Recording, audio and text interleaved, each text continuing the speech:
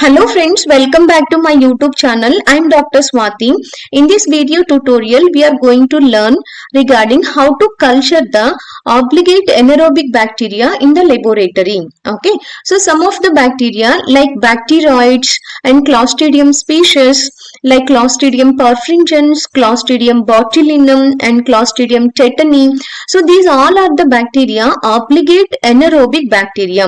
So means the bacteria can only grow in the presence of carbon dioxide. If these bacteria we can exposing to the oxygen means bacteria can die. Okay, so now question is how microbiologist can grow these all obligate anaerobic bacteria in the laboratory. Okay, so the answer is with help of McIntosh and Fildes anaerobic jar. Okay, in this video we will learn its parts, principle, working mechanism, complete procedure and chemical reaction, some advantages and disadvantages. Okay, now let's begin our class. First we can see what is McIntosh and Fildes anaerobic jar. Okay, so look at this image. So this is a image is McIntosh and Fildes anaerobic jar. Okay, so it is a laboratory device used to create an oxygen free environment for cultivation of anaerobic bacteria. Okay, so remember, so this is a jar is very important for growth of anaerobic bacterium or else cultivation of anaerobic bacterium, especially like Clostridium species and bacteroids, etc. Okay, so within this jar we can maintain the anaerobic environment for growth of these all microorganisms. Okay, so now we can see what is the working principle. Okay, so working principle is very simple. So here oxygen is removed from the jar by using vacuum outlet. So remember, oxygen is removed from this jar by using vacuum outlet. Okay, then hydrogen gas is introduced into the jar with help of inlet. Okay, then after that Palladium catalyst, it can helps to combines the residual oxygen with hydrogen and finally to form the water molecules. Okay, so here you can see residual oxygen can combines with the hydrogen and can form the water. Okay, so this is a reaction can remove the oxygen from the jar and finally creates the anaerobic environment. Okay, so this anaerobic environment is favorable for growth of obligate anaerobic bacteria. Okay, so this is a working principle. Okay, so next we can see what are the parts of McIntosh and Fildes anaerobic jar. The McIntosh and Fildes anaerobic jar consists of following parts. First one we can see this is a down part. It is a cylindrical part. It's a body of the jar. Okay, so sometimes it is made up of metal or else about glass. Now we are watching this is a glass jar. Okay, and above we can see the lid. Okay, so this is a airtight lid. It is specially designed. Okay, so next we can see here middle the black color. So this is a rubber gasket, okay, to prevent air leakage. Okay, why it is arranged means to prevent air leakage. Okay, so next is if you see the lid.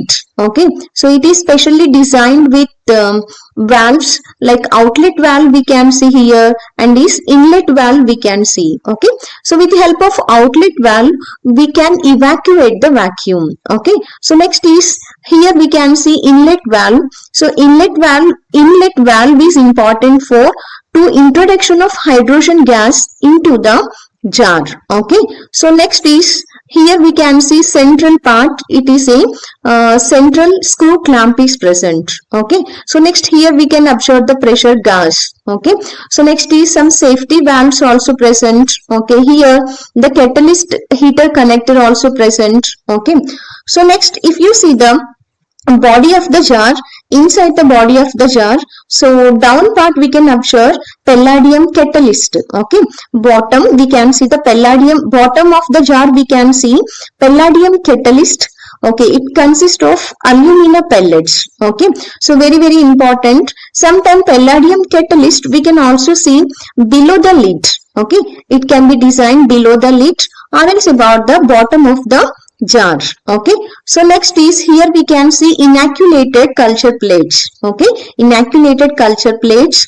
So next here side we can observe, so this is an indicator So indicator we can use like methylene blue, or else about the Resazurin indicator we can use. Okay. So this indicator is important for confirm the anaerobic environment inside the jar. Okay. So like this different parts present in McIntosh and Fildes anaerobic jar. Okay. So now we can see the procedure of McIntosh and Fildes anaerobic jar. How we can grow the anaerobic bacteria by using McIntosh and Fildes anaerobic jar. Okay. So here procedure consists of different steps are there. Step number 1, collect the sample from the patient. Okay. After that, and step number 2, prepare the culture medium. Okay. So we can prepare the nutrient agar medium or else about the blood agar medium. Okay. And followed by and sterilize the broth. Okay. Sterilize the nutrient agar broth or else about the blood agar broth. Okay. So sterilize the broth by using autoclave. Okay. The temperature of autoclave is 121 degrees Celsius temperature and pressure is 15 to 20 lbs pressure. Okay. And time duration is 15 to 20 minutes. Okay.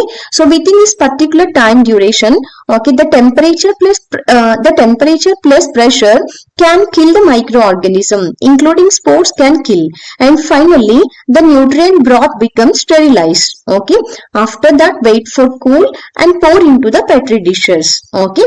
Then wait for the solidification of medium. Okay. After solidification, then with the help of bacterial loop, inoculate the sample into the petri dish. Okay. Remember, inoculate the sample. Okay. We have to do the streaking. Okay. After that, inoculated petri dishes we need to arrange. Okay. Label it and arrange and keep inside the jar. Okay. So now here we can see these all are the inoculated petri dishes. Okay. So here you can see labeling also. So we need to label. After that we need to arrange the petri dishes inside the jar. Okay. Then after, okay, here you can see place the indicator. Okay. We can keep the methylene blue indicator or else about the Resazurin indicator. Okay. After that, seal the lid tightly to make the jar airtight. Okay. Then after that, here you can see, so outlet valve is present. We can connect the vacuum pump to the outlet valve. Okay. Remember after seal the lid. Okay. Vacuum pump must be connected to the outlet valve. Okay. So remove the vacuum from the jar. Remove the vacuum or remove the oxygen from the jar. Okay. Then while removing the vacuum, must be see the pressure gauge. The pressure should be 100 mm of Hg, means below the atmospheric pressure. Okay. Then after that, then vacuum completely evacuated. Then close this outlet. Okay. Then followed by open the inlet. Remember, open the inlet valve. Okay. Then connect the hydrogen gas cylinder to the inlet valve and introduce the hydrogen gas into the jar. Okay. Then followed by we have to close this inlet valve. Okay. The Palladium catalyst converts the hydrogen and oxygen into the water. Okay. So residual oxygen is present, means the Palladium catalyst can convert the residual oxygen into water. Okay. Then after that, we need to observe the anaerobic indicator. Okay. So actually anaerobic indicator starting we can see means it is a blue in color. That is a methylene blue in color. Okay. If we achieve the anaerobic environment inside this jar means, and slowly this color is changes into the colorless. Okay. So colorless means inside this chamber we created anaerobic environment. Okay. Then after that, then we have to incubate this jar. Okay. 37 degrees Celsius temperature, 24 to 48 hours we need to incubate this jar, and finally after incubation open the jar carefully and observe the bacterial growth inside the petri dish. Okay. So like this we can grow the anaerobic bacteria inside this McIntosh and Fildes anaerobic jar. Okay. Now we can see the important components in the procedure. Number 1, hydrogen gas. Hydrogen gas main role is removes the oxygen. Okay. So next is second one is Palladium catalyst. The Palladium catalyst can speed up the reaction. Okay. Palladium catalyst can convert the residual oxygen into water. Okay. So next is third one is indicator. Indicator is methylene blue.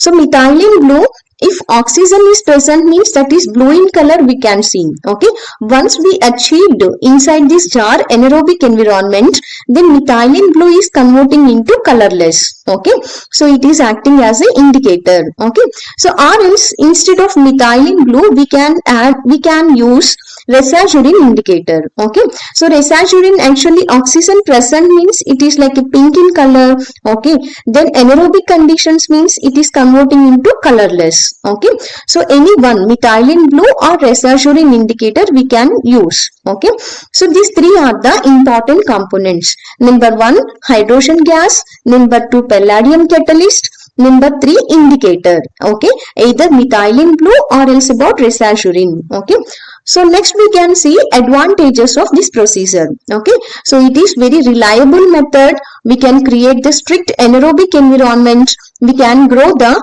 anaerobic bacterium. We can cultivate the anaerobic bacterium, and finally we diagnose the disease and we can treat the anaerobic bacterial infections. Okay, so these are some advantages. So next is disadvantages. What are the disadvantages? Means it requires the vacuum pump and hydrogen gas cylinder. Okay, we need to operate the McIntosh and Fildes anaerobic jar means we requires the vacuum pump and hydrogen gas cylinder. Okay, so next is it is little bit expensive. So these are the some disadvantages. Okay, so that's all. Thank you.